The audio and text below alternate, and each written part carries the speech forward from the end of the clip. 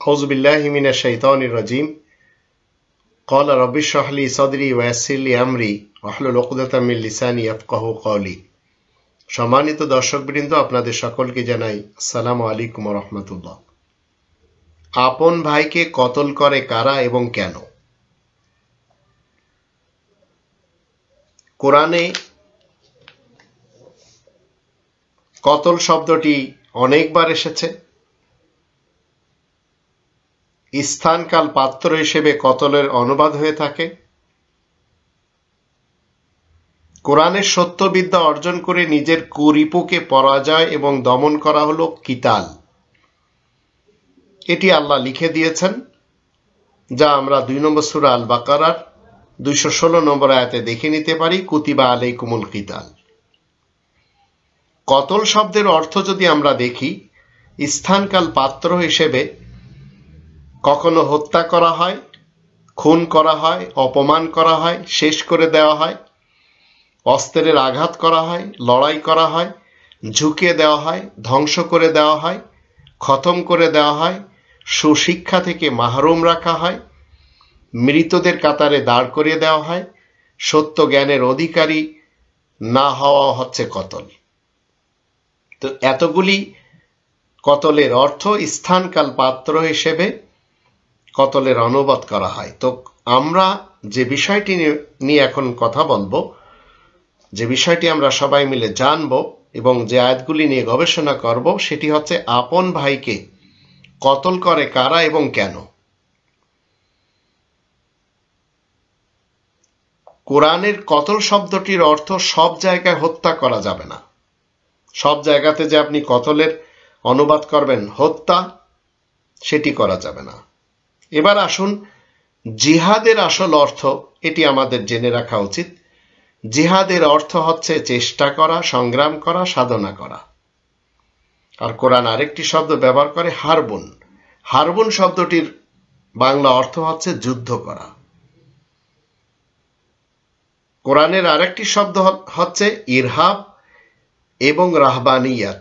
এর অর্থ হচ্ছে ইরহাব এবং রহবানিয়াত, জঙ্গিবাদ হয়ে জঙ্গি কর্মকাণ্ড করা, আতঙ্কবাদী হওয়া, যুদ্ধের সরঞ্জাম ব্যবহার করা, পবিত্র যোদ্ধা হয়ে ধর্মযুদ্ধ করা, পলিটিশিয়ান হয়ে যুদ্ধ বাঁধিয়ে দেওয়া। এগুলি হচ্ছে যারা ইরহাব করে এবং রাহবানিয়াত তাদের কাজ। রাহবানিয়াত আমরা এক বাক্যে জানতে পারি, যারা টেরোরিজম এবং জঙ্গিবাদ, জঙ্গি কর্মকাণ্ড করে, এদেরকে বলা হয় রাহবানিয়াত। বাকি হচ্ছে ইরহাব।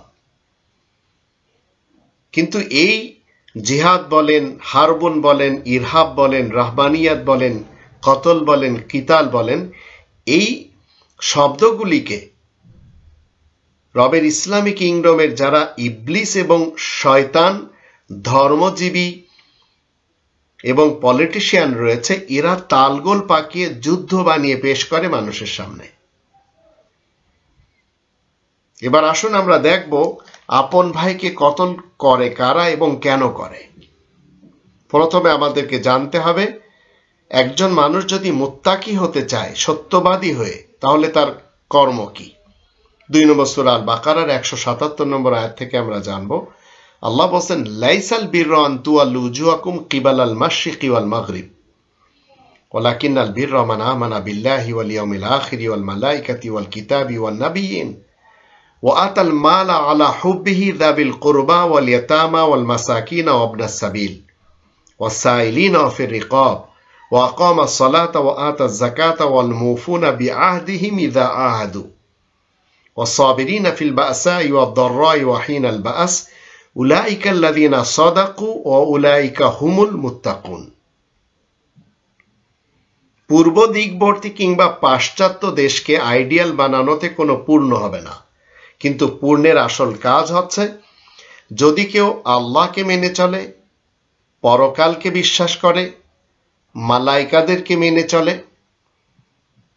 একটি লিখিত গ্রন্থ যার ভিতরে 114টি আলাদা আলাদা সূরা রয়েছে, এটিকে মেনে চলে, সকল নবীদের উপর আস্থাবান হয়, আর আল্লাহ তাআলার প্রেমে আত্মীয় স্বজন, এতিম, মিসকিন, সত্য সন্ধানকারী, সাহায্য প্রার্থী এবং মুক্তি লাভের জন্য ধন দৌলত ও টাকা পয়সা দান করে, আর সালাত কায়েম রাখে, যাকাত আদায় করে, অঙ্গীকার ঠিকমতো পালন করে, আর অভাব, রোগ এবং দুঃখ ক্লেশের সময় যারা ধৈর্য ধারণ করে, এরাই হচ্ছে সত্যনিষ্ঠ, আর এরাই হচ্ছে মুত্তাকিন। উলাইকা আল্লাযীনা সাদাকু ওয়া উলাইকা হুমুল মুত্তাকুন।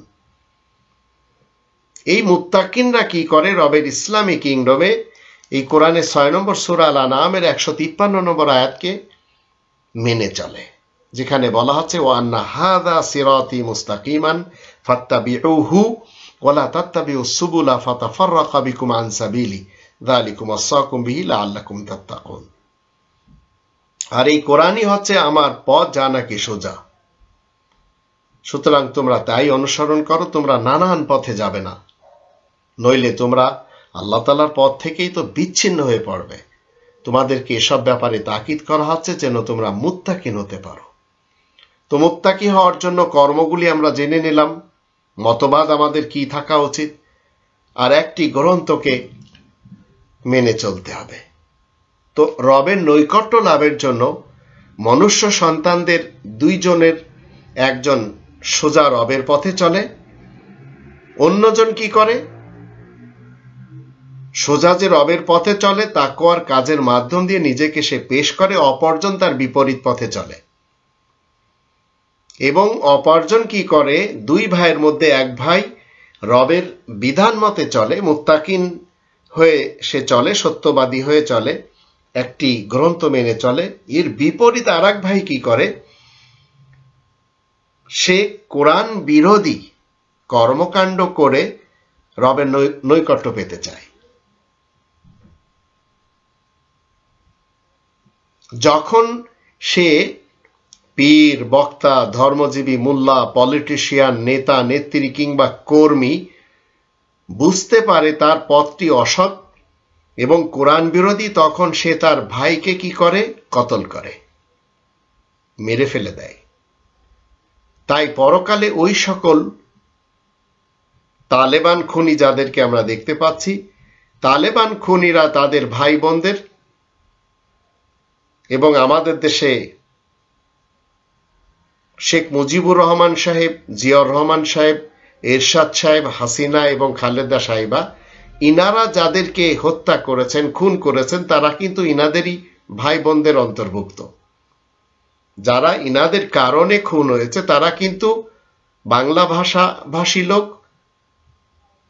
তাই 5 নম্বর সূরা আল মাইদার 27 এবং 28 দুটি আয়াত থেকে আসুন আমরা একটু জেনে নিই। পিলখানাতে যারা হত্যা হয়েছে, এরশাদের যুগে যারা হত্যা হয়েছে, জিয়াউর রহমান সাহেবের যুগে যারা হত্যা হয়েছে, শেখ মুজিবুর রহমান সাহেবের যুগে যারা হত্যা হয়েছে, খালেদা জিয়া যুগে যারা হত্যা হয়েছে, গ্রেনেড হামলা বলেন, আবার এদিকে পিলখানা এবং শাপলা চত্বর আর অন্যান্য যারা, এদের কারণে যারা হত্যা হয়েছে এরা কিন্তু মূলত বাঙালি, বাংলাদেশি। যারা হত্যা হয়েছে তারাও আদমের সন্তান, যাদের কারণে হত্যা হয়েছে তারাও আদমের সন্তান। আজিজ বলেন, বেনজির বলেন, শহীদুল বলেন বা অন্যান্য যারা রয়েছে, যাদের কারণে এদেশের মানুষ খুন হয়েছে, হত্যা হয়েছে, কোরআনের 5 নম্বর সূরা আল মাইদা 27 এবং 28 দুটি আয়াতে আল্লাহ বলেন, ওয়াতলু আলাইহিম নাবা আবনাই আদম বিল হক ইয ক্বাররাবা কুরবানান ফাতুকুব্বিলা মিন আহাদিহিমা ওয়া লাম ইতাকাব্বাল মিনাল আখার ক্বালা লা আকতুলান্নাক ক্বালা ইন্নামা ইয়াতাকাব্বালু আল্লাহু মিনাল মুত্তাকিন লাইন বাসাত্তা ইলাইয়া দাকা লিতাকতুলানি মা আনা বিবাসিতি ইয়াদি ইলাইকা লিয়াকতুলাক ইন্নী আখাফুল্লাহ রাব্বাল আলামিন। মানুষকে তুমি একটি মানুষের, একটি আদমের দুটি সন্তানের বিবরণ সঠিকভাবে পড়ে শোনাও। তারা দুজন যখন কুরবানি পেশ করে আর তাদের মধ্যে একজনের কুরবানি কবুল হয় আর অপরজনের কবুল হয় না, তো যার কুরবানি কবুল হয় সেটি তো আমরা কোরআন থেকে জানলাম, কারণ সে মুত্তাকিন, সে কোরআনের পথে চলেছে। আর একজন কোরআনের বিপরীত চলেছে, তো কোরআনের পথে চলে সে তার কুরবানিকে কবুল করিয়ে নিয়েছে আল্লাহ তাআলা থেকে, কিন্তু কোরআন বিরোধী একজন রিবাখোর হয়ে অবৈধভাবে ইনকাম করে সেই পয়সা খরচ করে সে আল্লাহ তাআলা নৈকট্য চায়। তো যার কবুল হয়েছে সে যখন বলে দেখো তোমার এই অবৈধ পন্থায় অর্জন করা মাল দৌলত তুমি যদি ইসলামের নামে দিতে চাও সেটি কবুল হবে না, তো কি হয়, সে তখন গর্বের সাথে অহংকারের সাথে এর বিরোধিতা করে। তখন সে বলে আমি তোমাকে হত্যা করব। ক্বালা লা আকতুলান্নাক। কিন্তু যে মুত্তাকি সে কি বলে, ক্বালা ইন্নামা ইয়াতাকাব্বালুল্লাহু মিনাল মুত্তাকিন। অপরজন বলে আল্লাহ তো পরেজগার যারা মুত্তাকিন যারা তাদের কাছ থেকেই কুরবানি কবুল করেন। পরের আয়াতে বলা হচ্ছে তুমি যদি তোমার হাত আমার দিকে বাড়াও আমাকে কতল করার জন্য, হত্যা করার জন্য, তবু আমি তো আর তোমাকে হত্যা করার জন্য আমার হাত তোমার দিকে বাড়াতে যাচ্ছি না। ইন্নী আখাফুল্লাহ রাব্বুল আলামিন, সারা জাহানের পালনকর্তা আল্লাহ তাআলাকে যে আমি ভয় করে চলি। তো একজন রবের ইসলামী কিংডমে যারা মুসলিম এবং মুমিন তাদের স্লোগান কি? কুল, তুমি বলে দাও, ইন্না সলাতি ওয়া নুসুকি ওয়া মাহইয়ায়া ওয়া মামাতি লিল্লাহি রাব্বিল আলামিন। 6 নম্বর সূরা আল-আনআমের 162 নম্বর আয়াত মতে তুমি ঘোষণা করে দাও নিশ্চয় আমার নামাজ, আমার কুরবানি, আমার জীবন, আমার মৃত্যু আল্লাহ রাব্বুল আলামিনের জন্য। তো এই লোকটা তো কোনো মানুষকে হত্যা করবে না। 5 নম্বর সূরা আল-মাইদা 30 নম্বর আয়াতে কি বলা হচ্ছে, ফাতাওয়াত লাহু নাফসুহু কতলা আখিহি ফাকাতালাহু ফাআসবাহা মিনাল খাসিরিন। কিন্তু তার কুপ্রবৃত্তি তাকে নিজের ভাইকে খুন করার জন্য উস্কানি দেয়, কতল করার জন্য উস্কানি দেয়। সে তাকে কি করে, ফাকাতালাহু, তাকে খুন করে বসে। এভাবে সে ক্ষতিগ্রস্তদের দলে শামিল হয়ে যায়। আর এটি চলছে রবের ইসলামী কিংডমের প্রত্যেকটি দেশে। আপনার অপছন্দের লোককে আপনি আর বাঁচতে দিচ্ছেন না। আপনি নিজেও জানেন যে আপনি একজন মহা পাপী, আপনার কোনো কিছু আল্লাহ কবুল করবেন না, এটিও আপনি জানেন। কিন্তু আপনার অহংকারের কারণে কি হচ্ছে, অনেক নিষ্পাপ লোকদের আপনি হত্যা করে দিচ্ছেন। যাদেরকে আপনি হত্যা করছেন, যারা আপনার কারণে হত্যা হচ্ছে, তারা কিন্তু আদমের সন্তান, আপনিও আদমের সন্তান। 12 নম্বর সূরা ইউসুফের 10 নম্বর আয়াতে বলা হচ্ছে, ক্বালা কাইলুম মিনহুম লা তাকতুলু ইউসুফা ওয়া আলকুহু ফি গায়াবাতিল জুব্বি ইয়ালতাকিতু বা'দু সাইয়ারাতি ইন কুনতুম ফাইলিন। তাদের মধ্যে একজন বলে, না তোমরা ইউসুফকে কতল করো না, মানে হত্যা করো না, বরং তাকে তোমরা কোনো গভীর গর্তের মধ্যে ফেলে দাও, সেখান হতে বিদেশি পথিকদের কেউ তাকে তুলে নেবে, একান্তই যদি তোমরা কিছু করতে চাও। তো একজন মানুষ সে কি করে, আদমের সন্তান হয়ে সে তার আর একজন ভাইকে কতল করে। আর এমন ব্যক্তিকে কতল করে, যেমন আমাদের দেশে অনেক হত্যা হয়েছে, ছোট ছোট ক্ষুদে শিশুদেরকে পর্যন্ত কতল করা হয়েছে।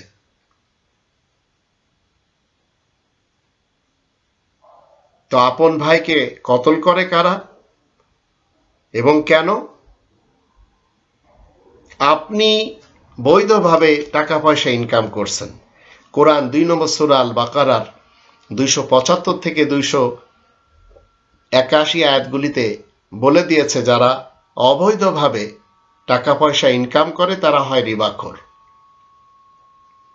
তো রিবাখোরদের বিরুদ্ধে ফাআযানু বিহারবি মিনাল্লাহি ওয়া রাসূলি, আল্লাহ এবং তার রাসূলের পক্ষ থেকে যুদ্ধের ঘোষণা থাকে।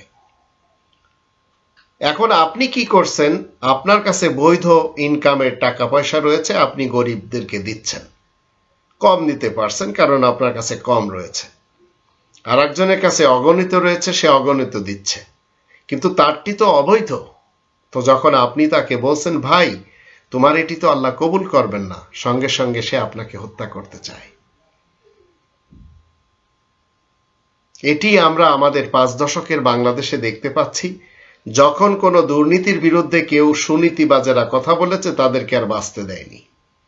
আজও ঠিক একই ব্যাপার। তো আল্লাহ রাব্বুল আলামিনের ইসলামী কিংডমে আদম কি করে, আদমের 2টি সন্তানের বিবরণ এখানে আল্লাহ বলে দিয়েছেন। একজন কোরবানি পেশ করে আল্লাহ তাআলার বিধিবিধান মেনে, অপরজন বিধিবিধানের বিপক্ষে যে আল্লাহ তাআলা নৈকট্য অর্জন করতে চায়, তো যখন আপনি বিধানের বিপরীত যাবেন, আপনি তো আল্লাহ তাআলা নৈকট্য হাসিল করতে পারবেন না, আপনার কোনো কিছু আল্লাহ কবুল করবেন না।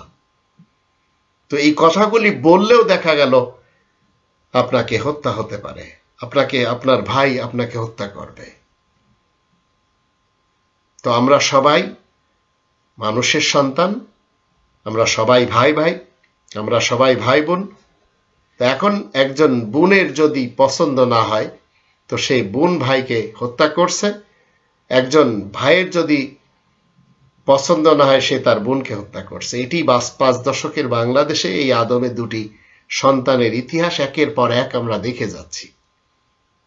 আর আজ 2021 সালে আপনি যদি অবৈধ প্রধানমন্ত্রীর বিরুদ্ধে একটু কথা বলেন, তো আপনাকে শেষ করে দেবে। কিন্তু কোরআনের বিধান আপনাকে প্রচার করতে হবে, এজন্য আপনাকে কখনো অপমান হতে হবে, আপনাকে আপনাকে দুনিয়া থেকে শেষও করে দিতে পারে তারা। এভাবে তো চলে আসছে, আমরা আমাদের দেশে দেখতে পাচ্ছি। আল্লাহ আমাদের সবাইকে তাকওয়ার কাজে আমরা যেন আগে বাড়তে পারি, তাকওয়াকে আমরা যেন প্রাধান্য দিতে পারি, সত্যবাদী মুত্তাকিন হয়ে যেন জীবন কাটাতে পারি, সেই দোয়া আল্লাহ তাআলার কাছে আমাদের সকলকে করতে হবে। আল্লাহ আমাদের সবাইকে কবুল করে নিন।